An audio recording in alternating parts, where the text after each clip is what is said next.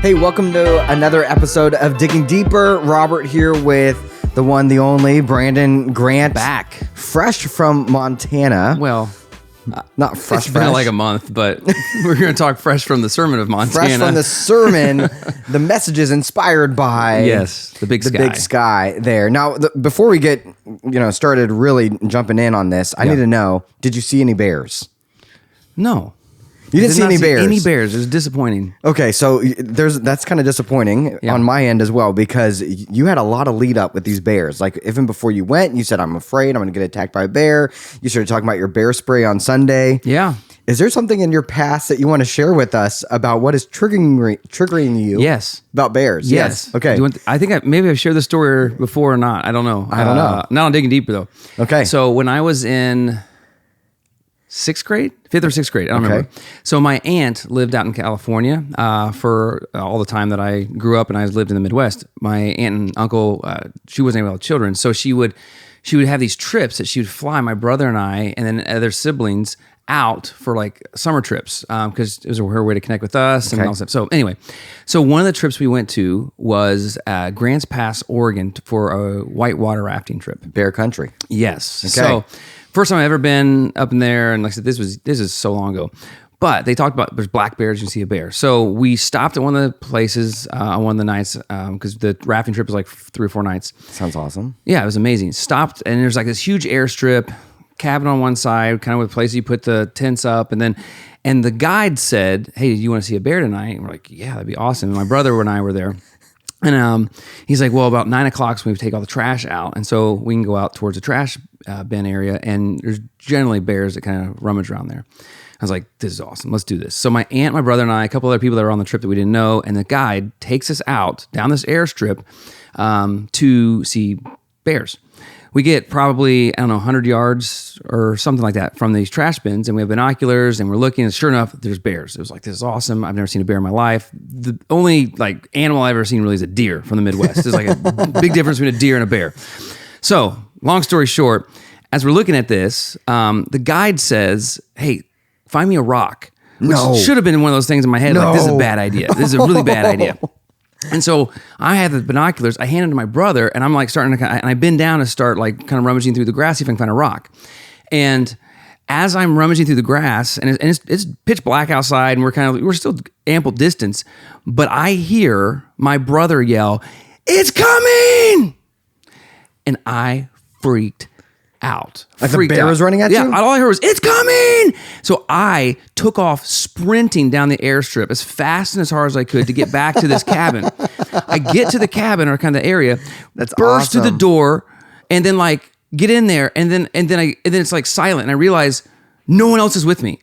And I'm thinking the bear ate everybody. My brother's dead, my aunt's dead. You won. You outran and them. then piercing into the silence is laughter. Yeah, they're just messing with you.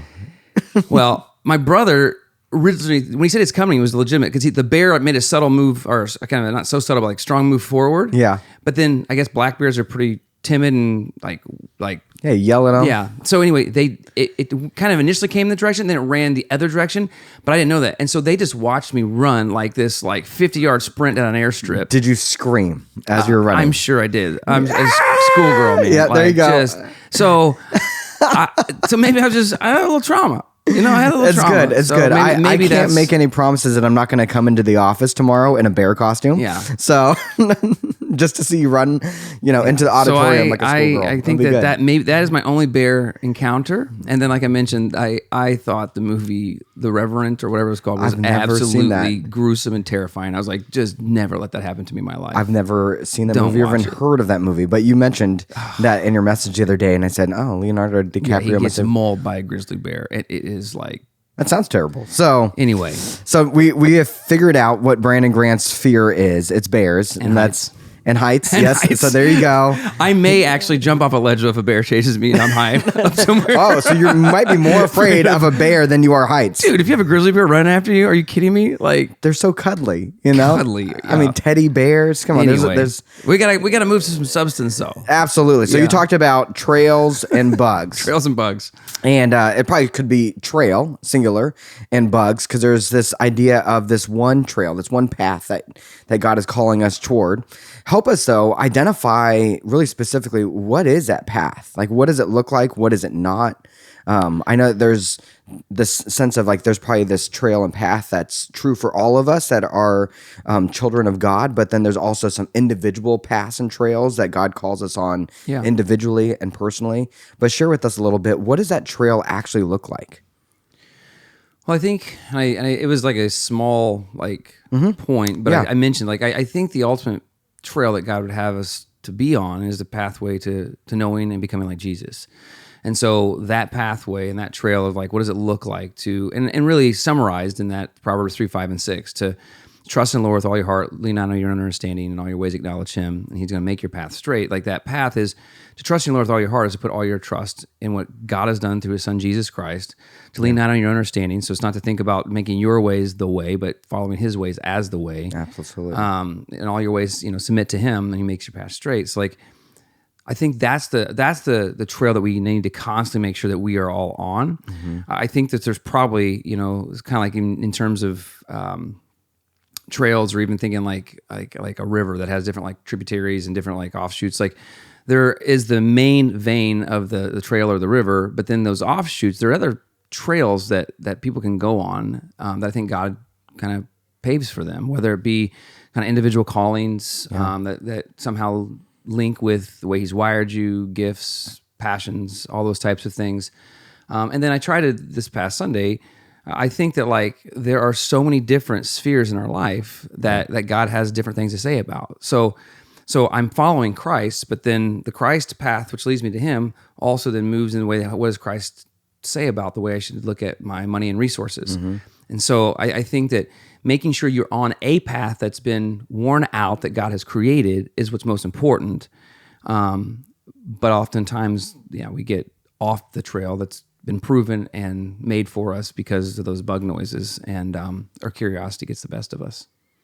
Now, the Bible talks about, wide is the path to destruction, but narrow is the and way so to least life. Yeah, and so there is obviously another path that's very worn in, that's very utilized. How does any given person really kind of discern?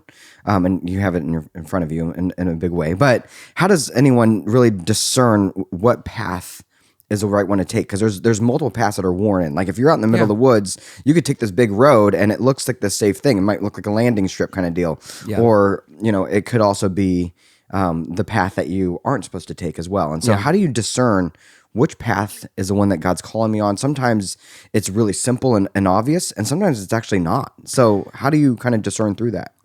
Yeah, I mean, I think that just like any other metaphor, there's strengths to it, and there's things that breaks down. Like the same imagery of path, wide is the path of destruction. But I think that one, if that passage is true, which I believe it is, right? Wide is the path leads to destruction. If the path I'm following seems to be heavily populated, I need to be a little bit curious about that.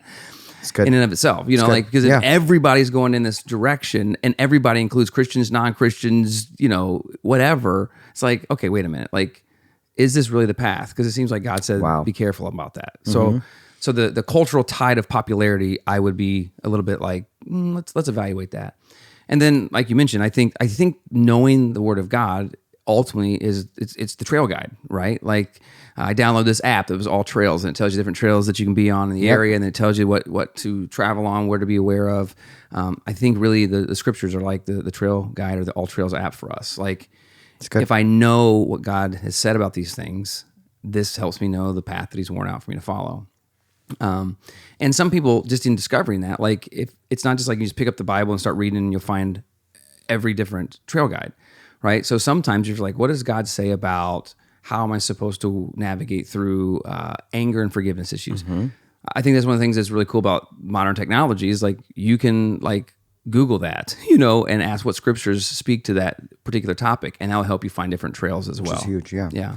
Well, and also there's safety in a multitude of counselors. Absolutely. And so being able to talk to, that's why the body of Christ and community is so essential to our Christian walk on a path, on a trail. Yeah. The reason why is because if I'm like dealing with anger or forgiveness, I can go to you and say, man, I need some help with this. Right. Give me some counsel. And then I can, not only go to you, I can also go to Ben over here, and then I can go to Pete in the other office, and I can go and talk to a bunch of different people that are all following Jesus and get their wisdom or what they have received from God's wisdom on the topic that I'm trying to tackle. Yeah. And so there's safety in a multitude of counselors, and really talking with people and being sharpened by one another to really be as effective and as wise in the way that you walk as you can possibly be. So yeah, and I think it's becoming more just kind of blurry because we live in a time where opinion dominates, right? And everybody has an opinion, and everybody's opinion somewhat is looked at as authoritarian, has an authority to it. Absolutely. Just because it's like somehow on a platform, whether it be social media, whether it be texting, whatever. Like, and I think that I'm not looking for like your opinion on the trail. I want to know, like, are you How really do you know God's wisdom? Yeah, like, point me to the truth. Yeah, Yes. and that's where I think that it does come back to the scriptures. So like, I can have a multitude of friendships and witnesses, so to speak, but if they're like pointing me in directions that seem like the flow of cultural popularity, like I mentioned, like I just still be like, okay, but what does God's word say about this? Which I think is an important thing to note, because what I see, and you've probably seen this a lot too, is people will seek counsel by posting it on their Facebook and then getting a plethora of opinions from who knows, right? Yeah. And all of a sudden you've got all of these different takes on the situation that may or may not be rooted in the truth. And so, like you said, everyone seems like they're an expert these days because they have a keyboard or, a keypad on your device, whatever it looks like. But, and so it becomes very convoluted. And so what is that anchor that's really anchoring us to what the truth is so important. Yeah. So what do you do when the counsel that you're receiving becomes the bug that's chirping in the corner? How do you kind Get of a fly swatter. You get a fly swatter. And you did that with your social media. I did. So tell me a little bit about your experience so far of being social media accounts free right now. I mean, you shared a little bit about it. You shared definitely not a little bit. You shared pretty in depth. But what are some things that you didn't get to share that you're kind of like, no. Not only have I seen benefits and like my purity factor and all these different things that you shared on Sunday, what are some other things that you've seen that have been a benefit of getting rid of those social media accounts? I mean, just sheer time. Absolutely. Yeah, to take back time that I didn't realize was being taken from me. Okay. And to know that, whether it be the smartphone or whether it be social media, like there is an entire economy based upon attention. And what is produced, whether it be apps or social media, is to get me to have more time spent on that device. So when I cut off something that takes a lot of my attention, you automatically gain more time. And the gaining of more time has caused me to think about other things to do in that time rather than just kind of waste time. Such as like I've read more books. Cool. Like I've like, I can do this. Jamie and I at night have longer conversations. That's just a very simple thing because it's not like, hey, we got the kids to bed and like, let's just go ahead and just sit on the bed for a little bit and just kind of like catch up with everything for the day and then veg out. So like we still might have to catch up with things from the day because we have text messages or this and that. But that extra 15, 20, 30 minutes, however long of just like, oh, let's look at this. Like all of a sudden like, oh no, we can actually like talk more or be more intentional with each other. I find myself back being more present even with bedtime stuff with my kids. Oh, just of like saying, I am here longer because I don't feel like there's this other thing I got to still get to. So there's just small things, but honestly, it's kind of a psychological and emotional shift that I'm feeling. Like, and I mentioned like I feel less stress. I really do. Like, there's so much less things that I'm thinking about that I don't need to think about. When I went to my brother's wedding. He got married a couple weeks ago in the Nashville area. And the first night that we were there, we stayed with a good friend of mine who I was on staff with like 15, 16 years ago. And his church in Nashville had done a month-long digital detox series at some point throughout the summer. And they brought some type of, I don't know, therapist or expert or someone in to kind of talk to the staff as they're going through this digital detox. And one of the things that I thought was so interesting is there's in 2015, there was a work that was done by, I think it was he's either Canadian or from Denmark, but a therapist that wrote a book called The Body Keeps the Score. And talks about like trauma-based therapy and a lot of these types of things that like, yes, there's emotional pieces, but the body keeps the score and it stays within us over time and somehow eventually makes its way out. And he talked about that this person said that when you are scrolling through social media, like you're not really realizing that you're kind of oftentimes getting hit with micro kind of aggressions and micro types of trauma and triggers that are just kind of like the body's storing it up. So like you're seeing like maybe something's going on in the news, or you're seeing the way that something's handled in a political arena, or maybe you're seeing something of comparison with a friend or something you feel like you were left out on. And all those things are constantly impacting you. Yeah. And you wonder why you're getting in this like significantly anxious state or depressed state, or wondering why do I feel this way? Insecurities at an all new high. Yeah, and you're constantly evoking these things in your life and worried about things that you can't even control. And so for 5.5 weeks, like it really is significant. I feel like the less things that I know, the less things that are kind of like micro traumatizing me, if you will, kind of weird language, but like, no, I get it. And I just have found like I had a friend that said, "Did you hear about so and so and the cancer she has?" And I was like, "Man, I didn't." And I felt my soul in that moment, be like, "Oh, she's doing okay," and stuff.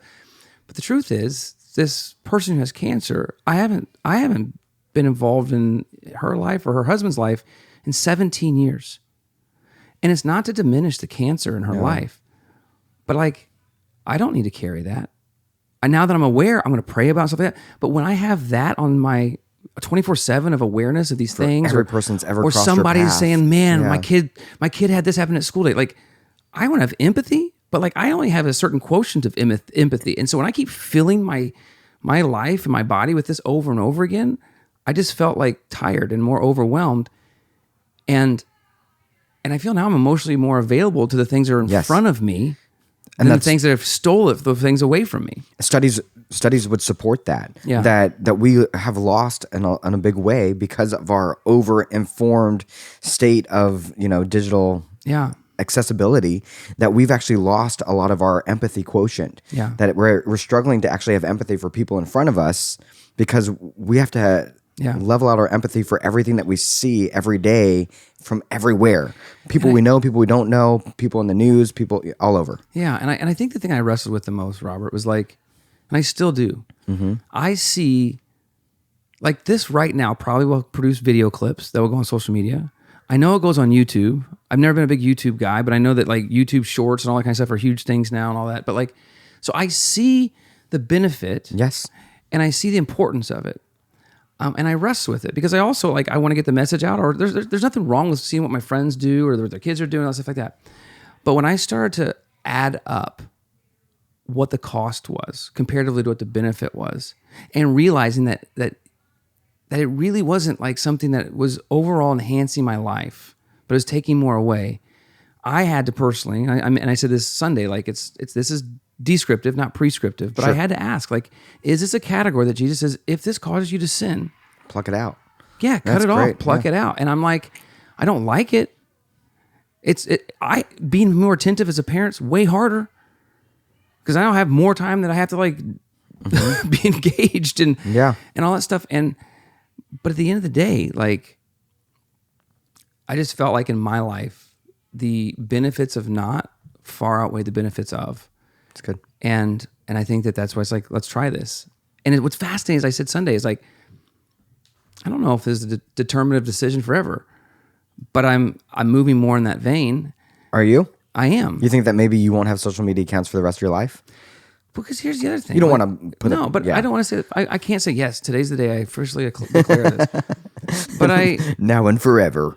But here's the other thing as a father. Yeah. I see exactly all the research that's showing what it does to kids and what it does to teenagers. And so, and I'll get into this Sunday. Like, I think it's foolish for me to tell my kids to watch out for things, refrain from things that I myself am engaged in. Sure, yeah. And I think for me, what felt like and feels like a fringe level of hypocrisy was enough for me to be like, like, because I don't know how to answer to my kids. Like, well, Dad, why do you do it then? Because I hit a certain threshold of intelligence and maturity, and also it's like, no, it's still impacting me. I still get targeted ads, and I still get algorithmic like things that, and So I think that was a driving piece for me as a dad. It's like, if I want to have actually legs to stand on for my kids as they're moving forward, and I'm trying to like reduce some of the stuff in their life, then I should lead by example. It's good. So I think with all distractions, all little bugs that are trying to get us off the trail was your illustration you used. But dude, I don't know how you make that noise so well. You make an impressive. Is that a cicada? I'm not sure. I don't know what it is. That still is like we should ask people, what is that noise? What is that noise? I've heard grasshopper, one more time. What is that noise? There we go. Or is it Predator? Remember the day Predator? Like they made that noise and the guy got. I don't remember that. You watch some scary movies, man. So man, I got a lot of trauma. I got the body keeps the score. Man, yeah, your body is. Yeah, he's afraid of bears and predators now. So specifically that predator, not like okay. Yeah. Anyway, with any distractions, you've probably seen that illustration before, where like there's a jar full of rocks and there's a jar full of sand, and you take that big jar full of sand, and they tell you, okay, try to put the rocks in. I've done that as a sermon. You mean I didn't make that up? You didn't make that up. So I do that as part of premarital with people I do all the time. But but if you put the big rocks in first, then all the sand actually fits in. Mm-hmm. So like if you try to put the sand in first, the rocks don't fit. And I think that's true for a lot of things too. And a lot of times what happens is, and even as you're describing, I don't have time with my kids. If I'm, engaged in social media, I miss out on all those things. Not that you don't have time for your kids, but you've noticed more time when you cut that out and things like that. A lot of it has to do with also our priorities with that, and what your priorities are define how determined you are to stay on any specific trail that God has you on. How would you encourage people to reorder their priorities, whether it's by very practical things like getting rid of the distractions for a time or for good, either one? But how would you also, at a heart level, advise people to reorder their priorities in so much that it keeps them on the trail and keeps their eyes focused on that? So when the distractions come, because the other, going with your same illustration, those noises could have just added to the ambiance and actually could have enhanced it rather than distracted from it if you stayed on that trail, right? And I think that's true for a lot of things that we call distractions in our lives as well, because good things can distract us from the best things.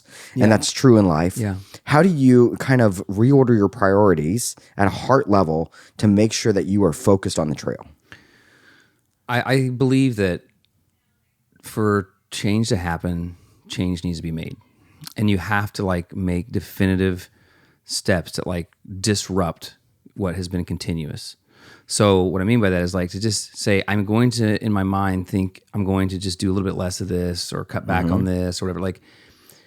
I don't think based upon just the worn out trails of what kind of at the neural level that we have created different neural pathways to engage in different activities that have created muscle memory. You've got to change muscle memory. Yeah. And I think that's one of the things that, so sometimes it could be as subtle as I'm going to change where I sit in the morning, just to go to some other room, just because I need a new atmosphere, because this room and this atmosphere reminds me of all the times that I get distracted, so how do I shift that? That's a very simple and subtle thing. But other things, you need to make some significant shifts. So whether it's the social media saying, the only way I can do this and experiment with this is I can't flirt with this. Yeah. I've never been able to have great self-control to flirt with this. And I don't care that there's screen time app on Apple that tells me you've done this or I can just bypass it. I have my own code. Shut up. Yeah. So there's changes that way. I think accountability is huge. What Absolutely. Are those changes that you need to make, and don't just make just the decision yourself, but bring someone else in to help you with that.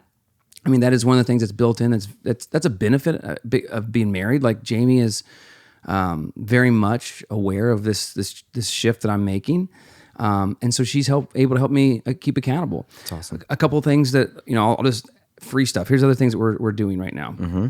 So my wife and I love, and I probably love more, glasses of wine. I love and if I cool. and we joke around sometimes, with 4 kids, you have a nightly wine down.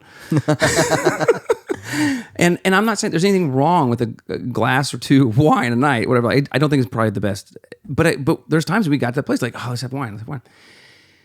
Well, I don't want to have that be what I look at or what I consume as your source of my source of wine down. That makes sense. Yeah. So what we've shifted is we started about 3 or 4 weeks ago is Friday night.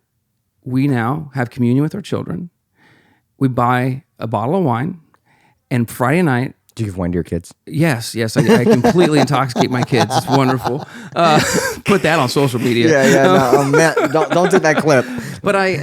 So we'll start with communion. My kids have grape juice, and Jamie and I we'll buy a bottle of wine for Friday. Yeah. We'll start with communion. So the first time I taste something that I love, It's in the context. it's in of the context of Jesus, and then that's the evening. So only Friday night is when we have wine now, and so that's a big shift for us. Yeah. Like and so that's something like we cut out, and I don't think I definitely know this is not going to be the case forever, but like we're in a Sabbath fall. Our kids are enrolled in 0 extracurricular activities, and that is like painful right now to me. Why? Because I'm a doer, I'm a go. Let's like, I feel like, what are we doing? We're just at the house. Like we got, like, and I know that there's other kids playing baseball, and my kid's falling behind, or That kind of stuff, yeah. all that kind of stuff. But we said, this is crazy. Seek ye first the kingdom of heaven; these things will be added unto you. Mm-hmm. God can fill in the gaps. So let's take this fall, reorganize, reprioritize. We want to have these family dinners and not be running all over the place. We want to say this matters first. And let's reset. So then we will engage probably back in the spring doing some different activities. But like those are physically tangible things that we're having to like shift and disrupt in order to try to bring change ultimately to our heart and to kind of reset the muscle memory. And the accountability is between the two of us. And as I now speak this to whoever listening, like people are asking me about it. Yeah, now you got accountability on the outside. So So specifically with that Sabbath fall, that affected your kids. How did they take it, and how are you leading them through that? They hate us. I hope not. We're in therapy. No. They're fine. Oh. They're fine. And I think that's an important thing for people to hear. They're fine. And here's what I was saying. And kids have different personalities, right? Okay. They get so hyped up on the stuff that they're doing because we get them so hyped up to do those things. Now, do they develop natural loves? Do they develop things that they love? Absolutely. Mm-hmm. But when mom and dad are not the ones like constantly like signing them up and doing all that stuff, like they're okay. They actually are okay with it. Now, does my boys like miss that? Oh, we're not playing baseball. It's like, yeah, but so I go down, I practice with them, a few times a week. Like they're still doing stuff. Mm-hmm. It just has a little bit more intentionality to it. So currently my kids are fine. They're not, and we're able to say yes to stuff. Like we went to a birthday party this weekend with this, and it's like our calendar's open. So we're like, sure.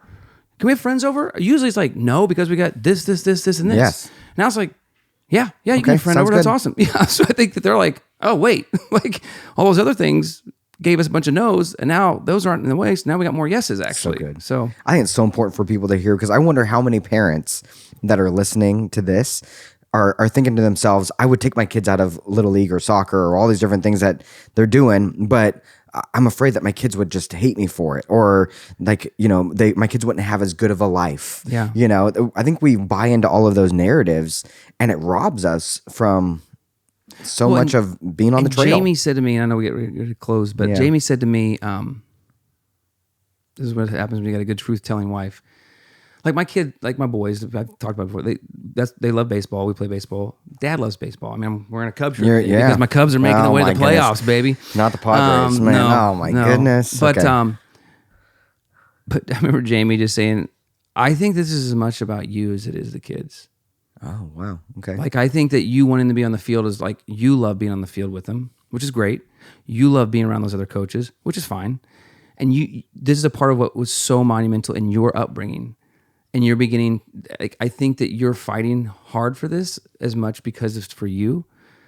And our kids are being brought into it. And I was like, at first I was like, shut up. No, I didn't say that. Well, I mean, maybe. I mean, it's like, but it's you're like, there's a defensive that comes up. And then you're like, yeah, there is a part of me. And so I just believe as a father, I believe as a mother, I believe as a parent, like, it's not my life anymore. It's not my life anymore. I chose to bring these children into the world, and their world now, and what's best for them trumps what's best for me. And it's my time to give them the future that I am now living in. Mm-hmm. And I think that's actually best when they feel the security of a family. Absolutely. And I know that that's not the case for everybody, but I'm just saying, I think that is one of the best things I can give them is security of a family, and make that the most intentional pieces that I do and building into that what Christ has called us to. And man, baseball's awesome. Playing piano's awesome. Swimming's awesome. Those things are great. And I'll be back on the field in the spring. But all that to say, there's just a lot of Probably the biggest bug that you've squashed it's a big bug. is the one that is the picture that you had of what a good dad looks like, you know? And now you're saying, I'm going to let the Lord lead this.